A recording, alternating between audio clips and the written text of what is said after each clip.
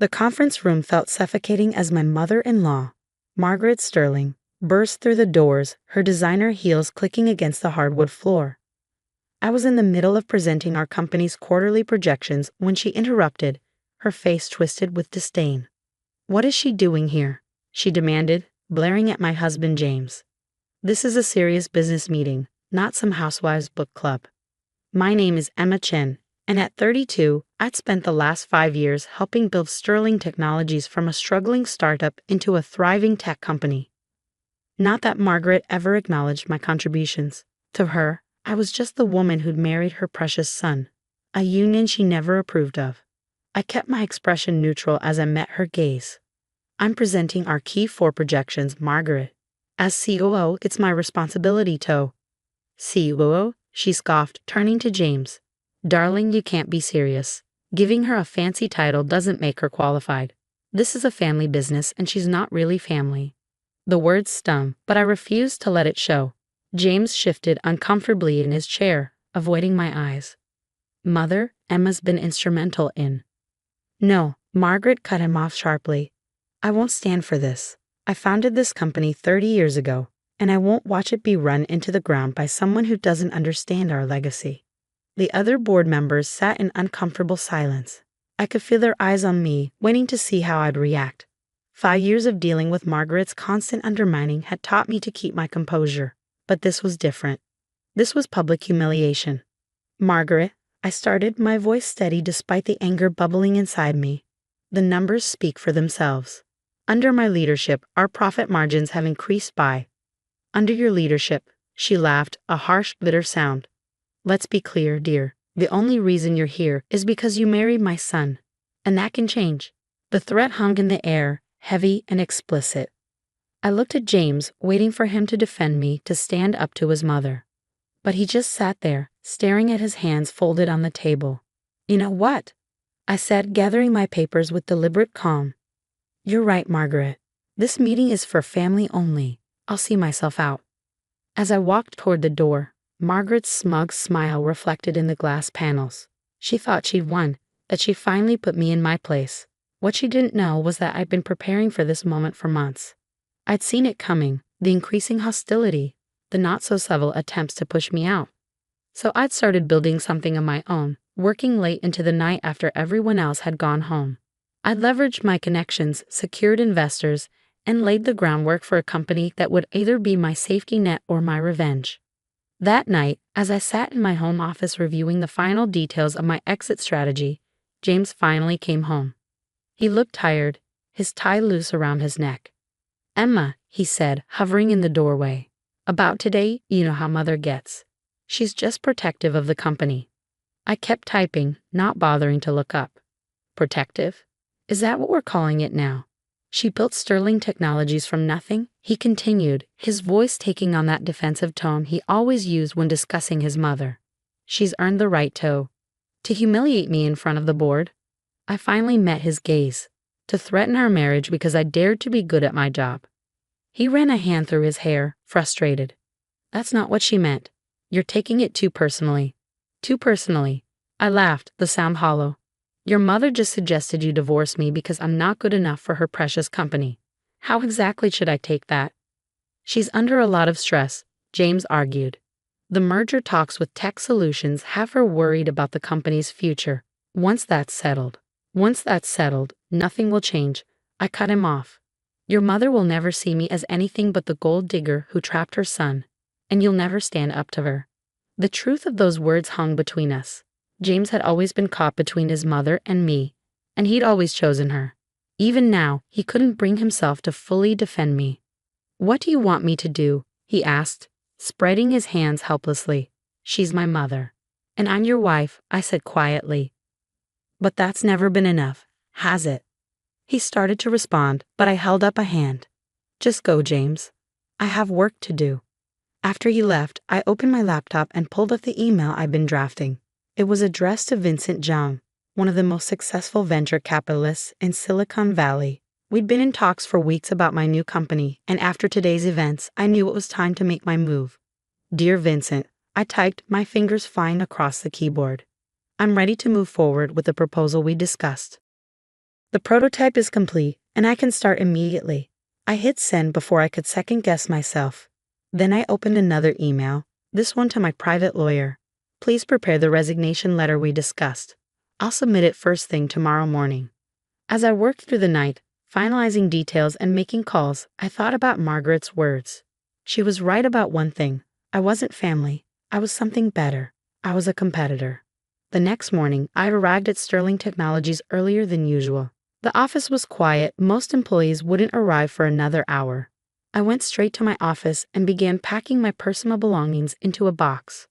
My assistant Sarah appeared in the doorway, her eyes widening at the sight. Ms. Chen, what's going on? I smiled at her, feeling lighter than I had in months. Time for a change, Sarah. Actually, I was hoping to talk to you about something.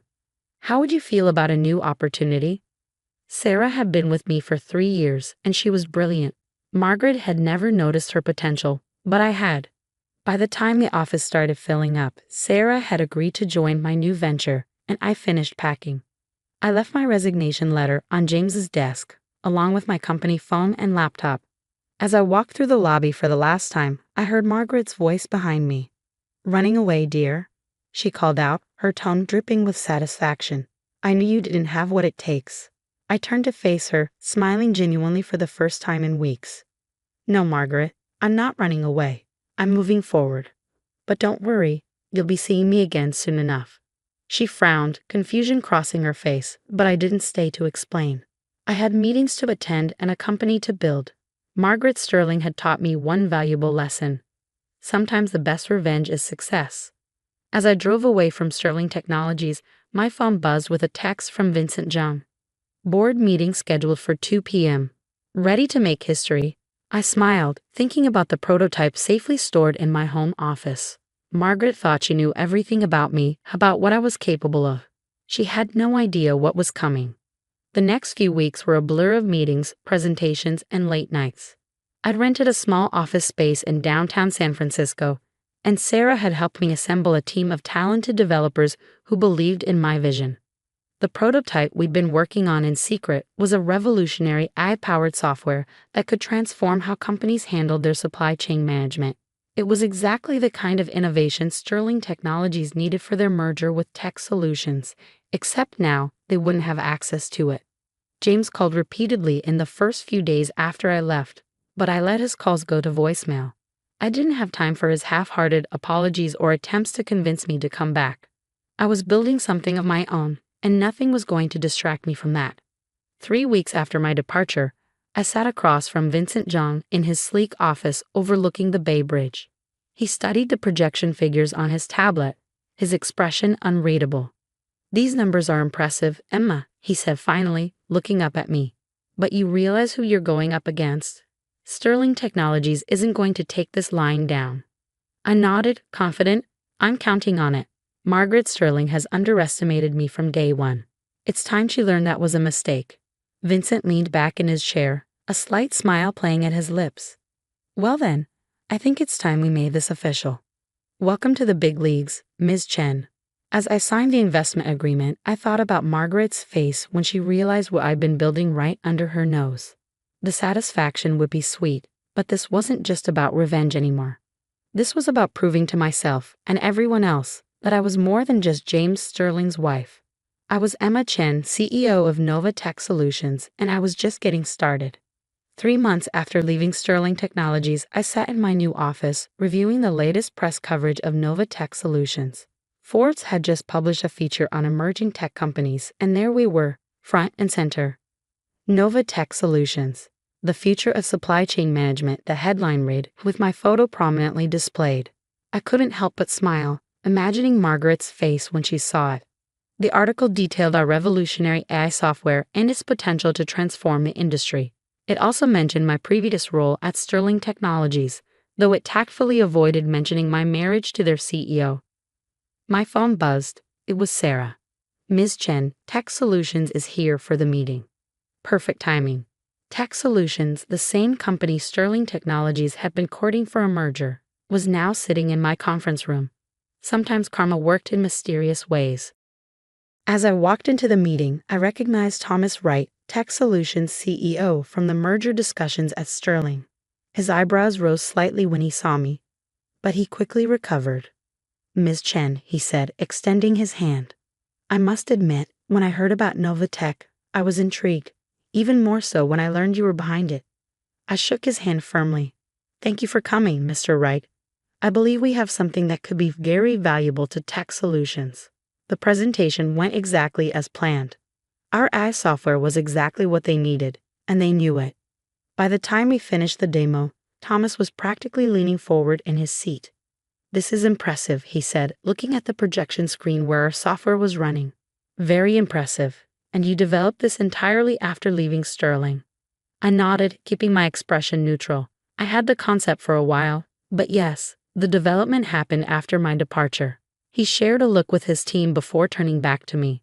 Well, I think we should discuss potential collaboration. As you might know, we were in talks with Sterling Technologies. Were? I asked, noting his use of past tense. Thomas smiled slightly. Let's just say we're exploring other options now.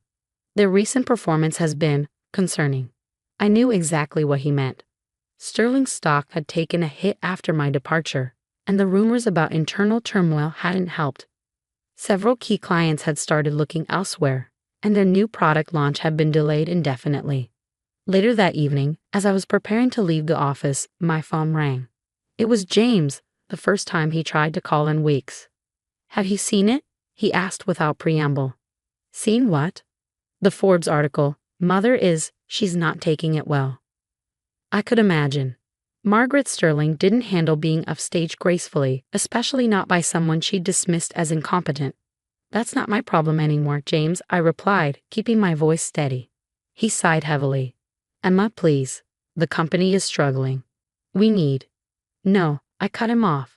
What you need is to stop letting your mother run everything into the ground. But that's your choice to make, not mine. Tech Solutions canceled the merger talks, he said quietly. They won't say why, but we heard rumors they're meeting with Novatech. I sat back in my chair, savoring the moment. Like I said, not my problem. Mother wants to sue you, he blurted out. She's convinced you stole company secrets. I laughed, genuinely amused.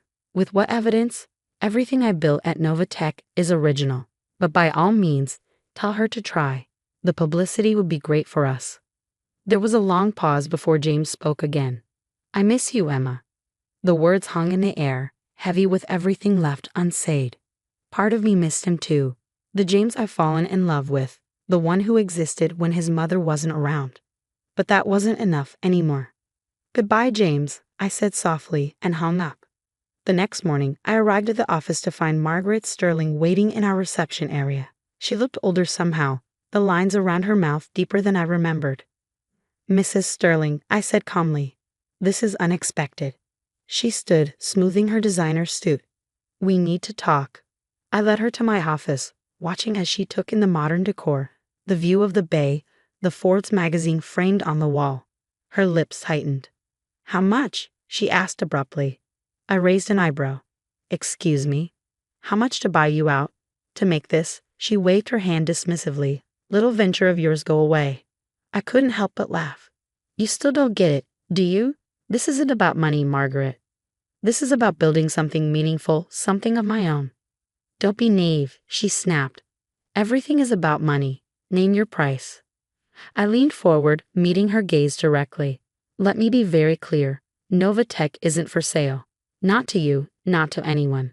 But I do have a proposition for you. She frowned, suspicious. What kind of proposition? A merger, I said simply. But this time, Sterling Technologies would be the junior partner. Your company is struggling, Margaret. Your stock is down, your clients are leaving, and your merger with Tech Solutions fell through. I'm offering you a lifeline. The color drained from her face. You can't be serious. Completely serious. You can either watch Sterling Technologies continue its decline, or you can swallow your pride and accept that you need us. Never, she hissed, standing up. I built that company from nothing. I won't hand it over to you. I shrugged, unfazed. Then I guess we're done here. Sarah will show you out. As she reached the door, I called after her. Oh, and Margaret? Next time you want to accuse someone of not belonging in the business world, make sure they don't have the power to prove you wrong. The door slammed behind her, but I barely noticed. I was already focused on my next meeting, this one with another major client looking to jump ship from Sterling Technologies. 3 days later, Sterling's stock hit an all-time low. James called again, but this time I didn't answer. I was done living in Margaret Sterling's shadow, done trying to prove myself worthy of her approval. A week after Margaret's visit, I stood in front of our entire company, announcing our latest achievement, a partnership with tech solutions worth $50 million. As I looked out at the faces of my team, people who believed in me, who had taken a chance on Nova Tech, I felt a profound sense of satisfaction. Sarah approached me after the announcement, holding out a newspaper. "Thought you might want to see this," she said with a slight smile. The headline read, "Sterling Technologies announces restructuring. CEO James Sterling steps down." Below was a smaller headline, "Margaret Sterling retires from board position." I handed the paper back to Sarah, my expression neutral. "Schedule a board meeting for tomorrow morning. I think it's time we discussed expansion plans." That evening, as I stood in my office watching the sun set over the bay, I thought about everything that had led to this moment. Margaret had been right about one thing. I didn't belong in her family business. I belonged somewhere better, at the head of my own. My phone buzzed with a text from Vincent, ready to take Nova Tech public. I smiled, typing back a quick response, more than ready. Margaret Sterling had tried to write me off as just another housewife playing at business. Instead, she created her own worst nightmare, a competitor who knew all her weaknesses and had nothing left to lose. Sometimes the best revenge isn't just success. It's becoming everything someone said you couldn't be, and I was just getting started.